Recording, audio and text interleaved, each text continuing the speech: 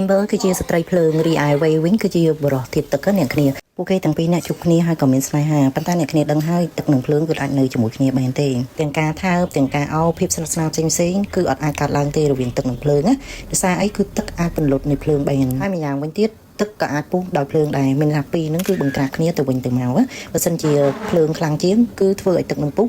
ធ្វើឲ្យទឹកនឹងរីងស្ងួតបានប៉ុន្តែបើសិនជាទឹកនឹងខ្លាំងជាងភ្លើងអញ្ចឹងធ្វើឲ្យភ្លើងនឹងគឺរលត់បានស្នេហារបស់ពួកគាត់នឹងគឺពិបាកខ្លាំងមែនទែនពេលតែទៅណាម្ដងអញ្ចឹងពួកគាត់អាចធ្វើអ្វីរួមគ្នាបានទេដូចជាខាង Wave ហ្នឹងគឺពេលដែលគាត់ឃើញមិត្តភក្តិហ្នឹងគាត់រីករាយជាមួយនឹងមិត្តភក្តិគាត់តែប៉ុន្តែចង់មកត្រេកអរជាមួយនឹង Emmer ហ្នឹងអត់បានទេអ្នកគ្នាដោយសារ Emmer គឺជាភ្លើងហើយ Emmer វិញមកចង់លេងសប្បាយជាមួយនឹង Wave ហ្នឹងក៏អត់បានដែរប៉ុន្តែពួកគេក៏បានធ្វើការបង្កើត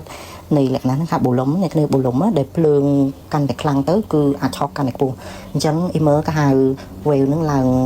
ជាមួយអ្នកគ្នាឡើងលេងជាមួយសម្រាប់ប៊ូឡុងហ្នឹងគឺហោះកាន់តែខ្ពស់ប្រើភ្លើងកាន់តែខ្លាំងអញ្ចឹងពួកគេហោះខ្ពស់ខ្លាំងមែនទែនហើយមើលមកក្រោមគឺស្អាតខ្លាំងណាស់អ្នកគ្នាជាមួយនឹងការជោគជ័យហ្នឹងពួកគេក៏ត្រេកអរជាមួយគ្នាដែរប៉ុន្តែគឺអត់អាចអបអរសាទររួមគ្នាបានទេសម្រាប់ក្តីស្រមៃរបស់ Emmer វិញគឺគាត់ចង់คล้ายទៅជាម្ចាស់ហាងគ្រឿងអលង្ការឆ្នៃត្បូងអីចឹងអ្នកគ្នាដែលបន្តវេនពីឪពុកម្ដាយគ្រួសាររបស់គាត់សម្រាប់ Wave វិញគឺជាក្មេងដែលល្អអ្នកគ្នាគឺទាំងផ្លូវចិត្តហ្នឹងគឺល្អភាពរឹងមាំឆ្លាតវៃគឺពួកគាត់ហ្នឹងគឺស្រឡាញ់គ្នាហ្នឹងគឺចេះជួយអធិស្ឋានគ្នាទៅវិញទៅមកហើយពួកគាត់ហ្នឹងគឺបានបង្កើតអនុស្សាវរីយ៍ជាច្រើននិយាយទៅស្នេហារបស់ពួកគាត់ហ្នឹងគឺមានទាំងល្អទាំងអាក្រក់និយាយទៅគឺពួកគាត់ហ្នឹងគឺចេះយោគយល់អធិស្ឋានគ្នាទៅវិញទៅមកស្នេហារបស់ពួកគាត់ហ្នឹងឆ្លងកាត់រឿងជាច្រើនអ្នកគ្នានិយាយទៅពួកគាត់នៅជាមួយនឹងគ្នាហ្នឹងគឺចេះអធិស្ឋានទៅគ្នាទៅវិញទៅមកដឹងទុកត្រាក់គ្នានិយាយទៅគឺដឹងទុកត្រាក់គ្នាទៅវិញទៅមកតែម្ដងហើយខាង Wave ហ្នឹងគឺបាននាំ Ember ហ្នឹងទៅជួបគ្រួសារគាត់ណានិយាយទៅគឺលក្ខណៈញ៉ាំអាហារហើយគ្រួសារខាងគាត់ហ្នឹងគឺពេញចិត្តលើ Ember ជាខ្លាំងអ្នកគ្នាមិនពេញចិត្តមិនដកសមត្ថភាព Ember ហ្នឹងចេះជប់លក្ខណៈកែវកងនិយាយទៅគឺដោយសារឲ្យគាត់ភ្លើងគឺគាត់អាចផលិតជាវត្ថុផ្សេងអញ្ចឹងណាអ្នកគ្នាបានហើយខាង Ember ក៏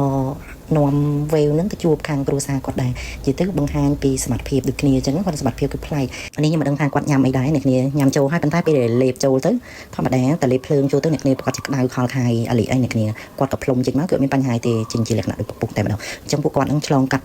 លក្ខណៈរឿងលំបាកជាមួយគ្នាគឺច្រើនខ្លាំងមែនទែនប៉ុន្តែពួកគាត់នៅតែអត់អាចប៉ះឬក៏កាន់គ្នាបានទេអ្នកគ្នាចាប់កាន់គ្នាណាហើយពួកគេនឹងគឺព្យាយាមសាកល្បងម្ដងតិចណាចុងក្រោយពួកគេក៏បានលក្ខណៈចាប់កាន់ប៉ះគ្នាគឺបានពួកគេក៏អោបគ្នាជាចុងបញ្ចប់តែម្ដងស្នេហានឹងការយោគយល់គ្នាអាចឈ្នះទៅលើភាពខុសគ្នាមិនថាជាសង្គមប្រភេទឬក៏ប្រពៃណីណាទេវាជារឿងស្ដីអំពីសេចក្តីស្រឡាញ់ការយល់ចិត្តនិងការរកជីវិតផ្ទាល់ខ្លួននៅក្នុងពិភពលោកដែលពោរពេញទៅដោយច្បាប់និងការរើសអើង